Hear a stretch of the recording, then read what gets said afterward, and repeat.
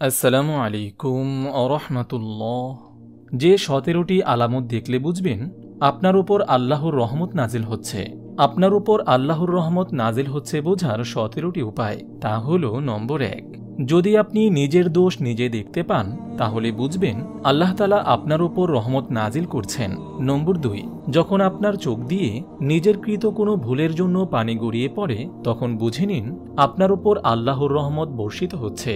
নম্বর 3, যদি আপনি মা বাবার খেদমত করতে পারেন তাহলে বুঝে নিন আল্লাহ তাআলা আপনার উপর রহমত নাজিল করছেন। নম্বর 4, যদি আপনি রমজান মাস পাওয়ার পর সে মাসের যথাযথ ইজ্জত করতে পারেন, ইবাদত করতে পারেন এবং রোজা রাখতে পারেন তাহলে বুঝে নিন আল্লাহ তাআলা আপনার উপর রহমত বর্ষণ করছেন। নম্বর 5, যদি আপনি রাসূল সাল্লাল্লাহু আলাইহি ওয়াসাল্লামের নাম শুনে দুরূদ পড়তে পারেন তাহলে বুঝে নিন আপনার উপর রহমত বর্ষণ হচ্ছে। নম্বর 6, যদি নিয়ামতের শুকুর আদায়ের সুযোগ হয় তাহলে বুঝে নিন আপনার উপর আল্লাহর রহমত বর্ষণ হচ্ছে। নম্বর 7, যদি দান সাদকার সুযোগ হয় তাহলে বুঝে নিন আপনার উপর আল্লাহর রহমত বর্ষণ হচ্ছে। নিশ্চয়ই সাদকা আল্লাহর রাগকে দমন করে এবং খারাপ মৃত্যু থেকে মানুষকে বাঁচিয়ে ফেলে।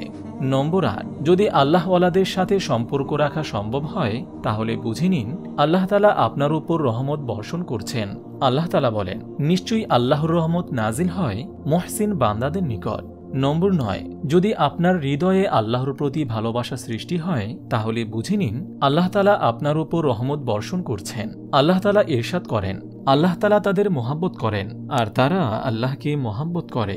আপনি আল্লাহকে যদি মহাব্বত করেন তাহলে সে মহাব্বতের প্রভাব আপনার অন্তরে আপনি অনুভব করবেন।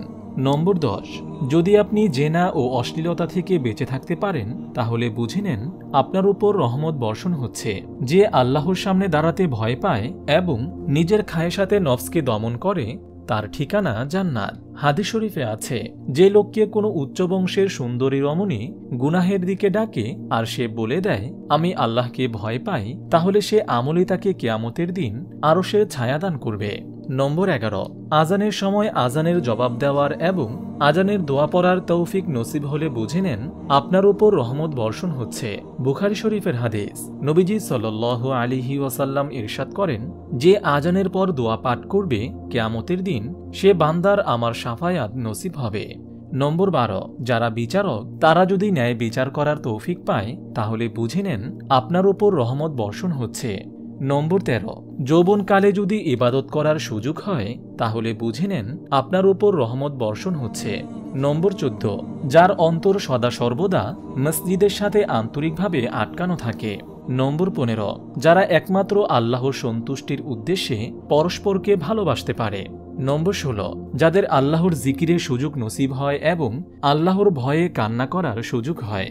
নম্বর 17, যারা গোপনে আল্লাহর সন্তুষ্টির জন্য দান সাদকা করতে পারেন তারা বুঝে নিবেন অবশ্যই অবশ্যই আল্লাহর রহমত আপনার উপর বর্ষিত হচ্ছে। আপনি যদি এরকম ভিডিও আরও পেতে চান তাহলে এই চ্যানেলটি সাবস্ক্রাইব করে পাশে রাখা বেল আইকনটি অন করে দিন।